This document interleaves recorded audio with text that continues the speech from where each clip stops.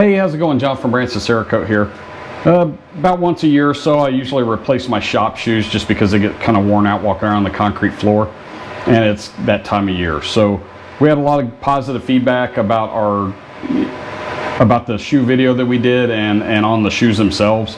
So I thought, well, if I'm going to go ahead and do another pair, then I'll just do another video real quick as a new project. So what I did is I picked up a pair of Pumas at our outlet mall here locally.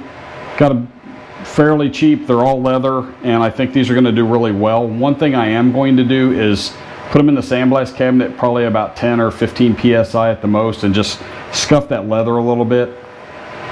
I didn't have any issues with the last ones, but it just seems like a good thing to do. After they come out of the sandblast cabinet, I'll blow them off with high pressure air, and then I'm going to spray a base coat of Sniper Gray, and then what I'll do from there is just layer on our Fleck-Tarn pistol pattern. I really haven't done a whole lot with that, and thought, what the heck, if I'm changing something up a little bit, might as well do a slightly different pattern than the last time. The colors are also going to be different. I'm going to use the Sniper Gray as a base, then probably some multicam green, and maybe some blue titanium and gold, I don't know, or maybe Noveski Tiger Eye. I'll list all the colors as we go along in the video so you kind of know what we're doing and what colors they are. And as always, we're just going to let the camera run after this. Won't be doing any more talking.